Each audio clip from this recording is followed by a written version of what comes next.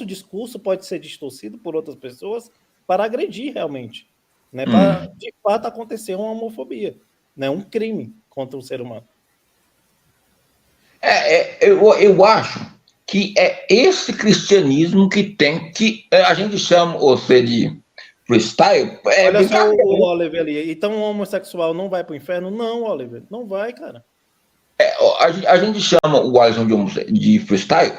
Por quê? Porque ele pega os pontos da Bíblia que negocia a ideologia dele. Mas vamos lá. Hoje eu já mostrei que todos nós protestantes, nós somos freestyle, porque mas isso é importante, pra caramba.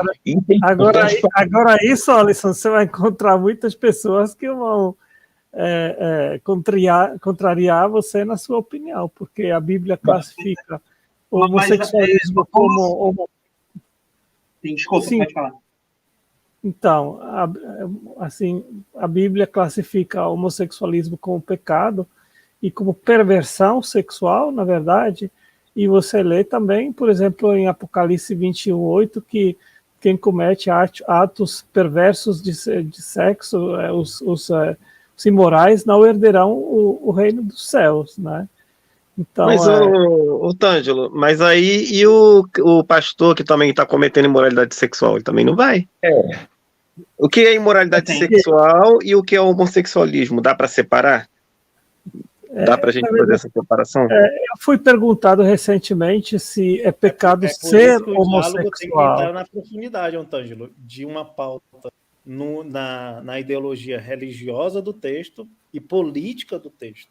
Porque senão a gente vai para o âmbito pessoal. Aí, no âmbito pessoal, o texto não está trazendo essa questão de uma condenação, não. Eu acho que isso seria... fez uma questão ótima aqui, ó. Qual é a questão política, Alisson? É sobre o direito da garantia de cidadania? Não, Marcelo, não é isso.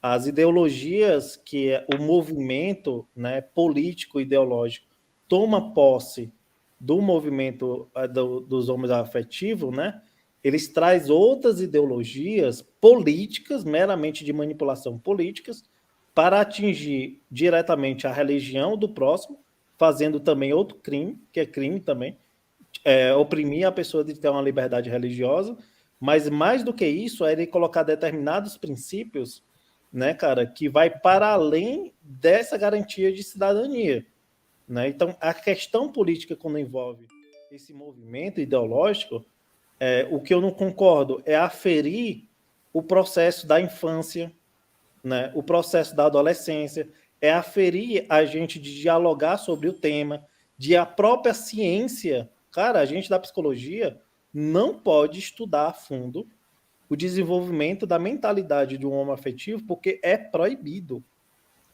É pior que proibido mesmo. A gente só pode atender a pessoa quando ela está tendo uma patologia em outra área, que a área da sexualidade dela está afligida também. Mas se a pessoa, cara, quiser entender qual foi a influência social, cultural, familiar, de abuso ou não abuso que ela sofreu, é quase uma linha muito tênue para a ciência estudar isso, por conta de uma pauta ideológica política. Beleza, Otângio, tá me ouvindo bem? Tô sim. Tá um pouquinho baixinho, viu, João? Boa noite aí, boa noite. Tá um pouco baixo. Beleza, então assim eu vou dar minha pequena contribuição aqui, né? Obrigado ao irmão que estava ali, ele saiu para me poder entrar, agradeço a ele também. A minha linha é um pouquinho mais conservadora, né? Assim, eu vou fazer um pequeno comentário aqui sobre a homossexualidade, né? Então, assim, cada um tem o direito de opinar e eu respeito a opinião, mas, assim, biblicamente, a Bíblia é clara e latente em dizer que o homossexual, né, aquele que fica na prática da homossexualidade, que esta pessoa, infelizmente, se não abandonar, né, a sua iniquidade, realmente ele vai se perder. Eu não creio no inferno eterno, como muitos evangélicos crê, eu creio no que diz Malaquias 4, 1 e 2, que o mal vai ser cortado pela raiz e não ficará nem raiz nem ramo, ou seja, serão aniquilados. Então eu vejo assim, homossexuais, seja em qualquer esfera, que pratica esta abominação e insiste na prática abominável, veja que eu faço a diferença, a prática, aqueles que insistem nas práticas homossexuais, o sexo antinatural do que a Bíblia diz, infelizmente, a Bíblia é latente em dizer que esta pessoa vai se perder. Agora abro aspas. Então nós devemos rejeitar os homossexuais? Nós devemos excluir eles da sociedade? Claro que não. Nós, como cristãos, né, isso é o que eu prego, devemos amar eles. Amar não é compactuar com o pecado. Amar é dizer e mostrar a verdade para os mesmos, que tais atos não acabará bem no fim de tudo. É o que a palavra de Deus diz.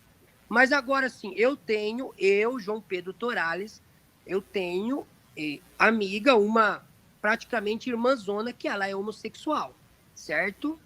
Ela é amigona minha, ela é da polícia, ela é uma pessoa muito especial. Amo ela em Cristo Jesus, mas ela sabe bem a minha opinião, certo? Então, ela conhece bem a minha opinião, mas como pessoa eu amo ela. Agora, como a prática que ela pratica, infelizmente, eu lhe digo abertamente, digo para ela, que isso, segundo a palavra de Deus, não acabará bem. Então, esse é um ponto que eu defendo, tá? Se quiserem me chamar, xingar, falar o que quiser, fiquem à vontade, né? Eu não digo vocês, mas às vezes no comentário, né? Mas é o ponto que eu defendo, é o ponto que a Bíblia defende. Agora, eu sou contra, por exemplo, a homofobia, de você praticar coisas, como é que eu vou explicar aqui numa linguagem mais simples? De você maltratar o homossexual, de você excluir ele da sociedade. Eu sou contra isso. Devemos amá-lo, cuidá-lo, mas sempre mostrar que tais práticas não acabará bem. E eu finalizo dizendo que, mas João Pedro, uma pessoa que nasceu com traços femininos e ele é homem, é pecado? Não, não é pecado. Uma mulher ou um homem ou uma mulher que nasceu com traços masculinos é pecado? Não é pecado. Você nascer com traços, né, ou geneticamente não, mas você nascer com traços não é um pecado. Biologicamente não. Biologicamente. Não, existem até pessoas que nascem com os dois sexos, né? Que não... Daí é exceções, mas existe, né? Mas daí, concluindo, então, assim, isso não é o pecado. Agora, o você praticar seria o pecado, porque tais coisas não estão em teu... você nasceu com traço, ou que nem o Alisson aí contribuiu, isso não é culpa sua. Agora, você praticar tais atos que a Bíblia diz que não, isso certamente acabará mal. Fica aí a minha contribuição. Queria perguntar uma questão para ele rapidinho. Também, Leandro, assim, João, quando você afirma assim, ó, a Bíblia categoricamente afirma isso. Você poderia me dizer assim, quais são os profissionais, né, os especialistas na área bíblica que traz essas afirmações, ou essas afirmações nossas, né, elas venham dentro de uma linha doutrinária de um sistema religioso? Existe essa diferença? Porque, assim, a gente tem que se basear dentro de um campo mais científico, né, coerente com a sociedade, o que é que os estudiosos, né, bíblicos, os teólogos, né, que estudam também a Bíblia, para além do sistema religioso, o que é que eles afirmam a respeito desses textos, né, e o que é que a ciência traz a respeito dessa questão biológica realmente de gênero. É possível uma pessoa nascer, né, com a mentalidade, com o cérebro formado com a questão feminina e o órgão genital dele ser masculino e vice-versa? É possível isso dentro do campo científico? Se é possível, isso é coerente dizer que essas pessoas elas estão condenadas, né, danadas ao inferno, por conta de terem nascido com essa questão? Aí eu vou deixar você respondendo, mas eu estou ouvindo aqui, viu, João? Vamos lá, então. A Bíblia, ela diz, vou pegar biblicamente. A Bíblia ela diz que ela criou o homem... A Bíblia, João, beleza. Calma, eu digo assim, calma, tu deixa eu conhece falar. algum teórico, um teólogo, né, um PhD, um especialista que Não, afirma essas questões bíblicas da igreja? Porque o que a Bíblia fala, a gente já sabe. Eu vou deixar o melhor teólogo falar, a própria Bíblia.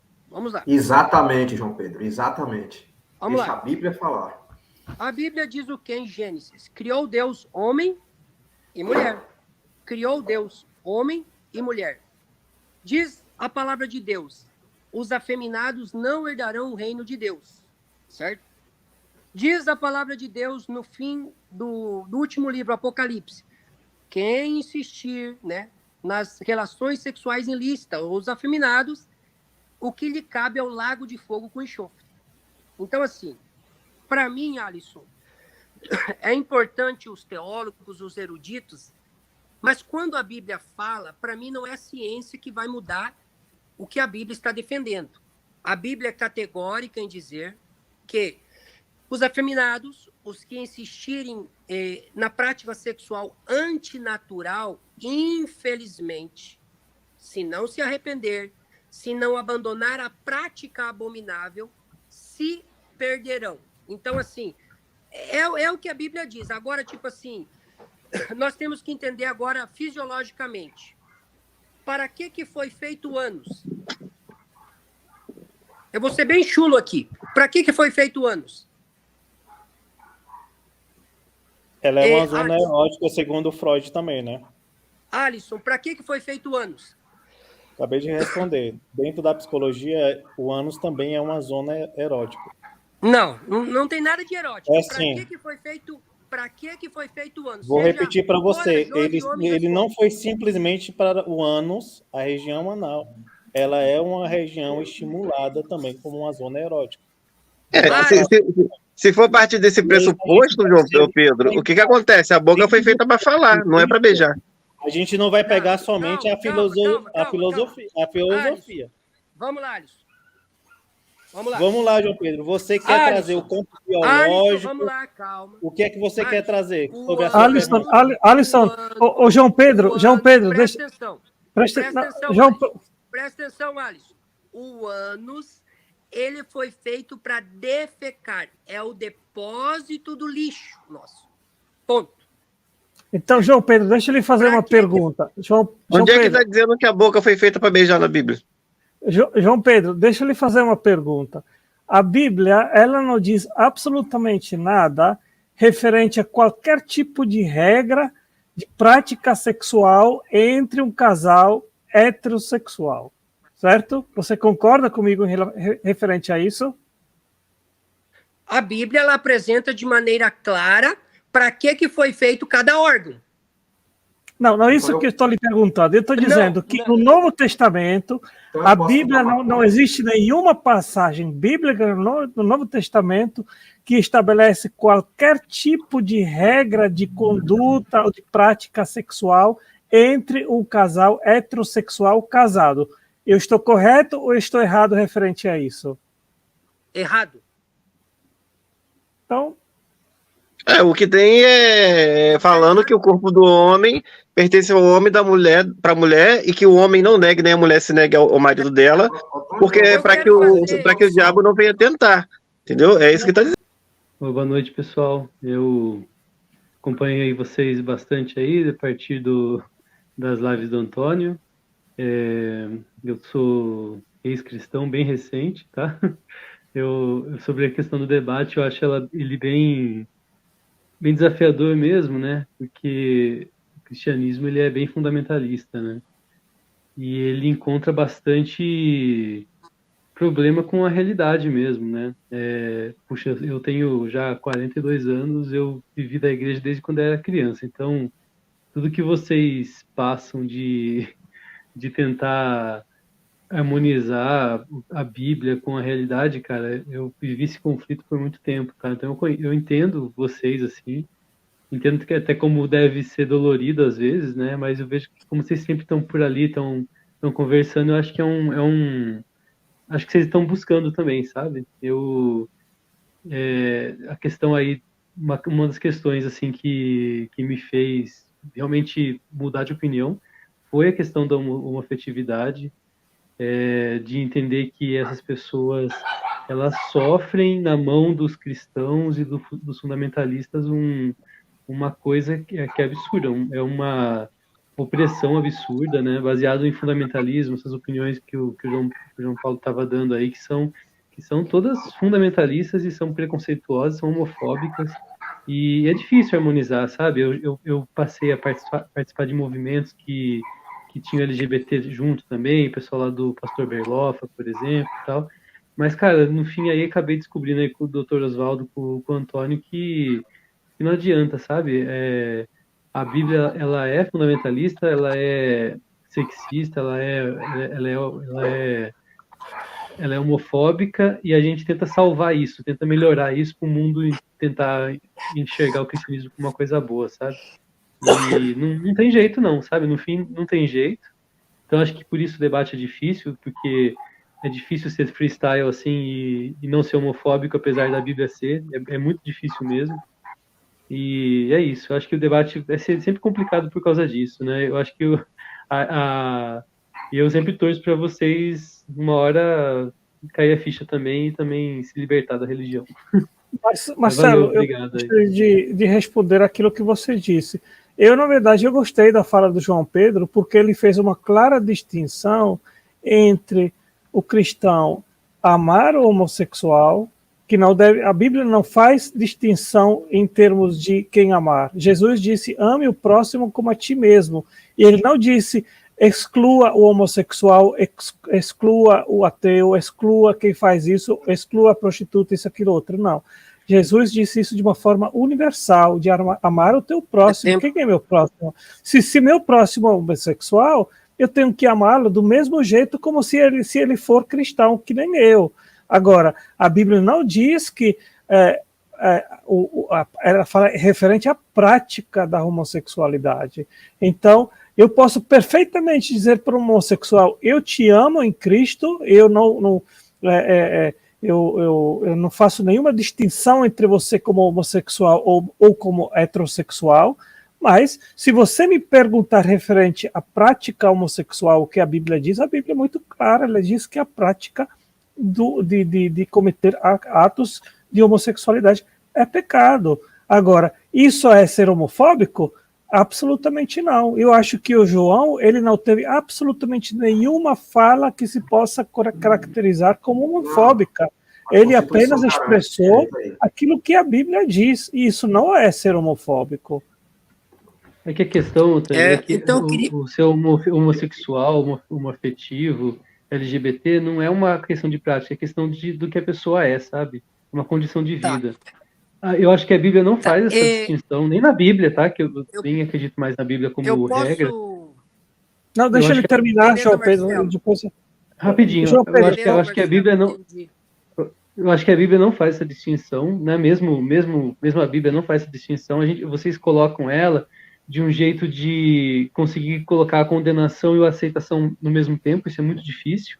E, sabe, o que é o problema é assim, a pessoa é aquilo, ela vai ser plena quando ela conseguir, sei lá, ela quer ter uma relação monogâmica, ela quer ter um namorado, um marido, uma esposa, né, sei lá. E, cara, isso não é aceito pela igreja, assim, pela igreja no geral, né? Algumas igrejas até já aceitam, mas a igreja nunca vai aceitar isso, nunca vai aceitar que um cara que é casado seja o líder de louvor, um cara que é casado com outro cara seja um líder de louvor e tenha plenamente desenvolvimento dos seus dons lá na igreja. Isso nunca vai acontecer. E aí você fala assim, eu aceito você, mas você não vai poder ser o que você é. Então, nesse momento, isso é sim homofobia. No Brasil já tem muitas denominações e pastores que tiveram... Não, eu conheço, mas não assim, você sabe que é exceção. Assim, são igrejas, né, altamente criticadas pela a parte mais fundamentalista, né, tradicional, mas existe, e essas pessoas têm a liberdade.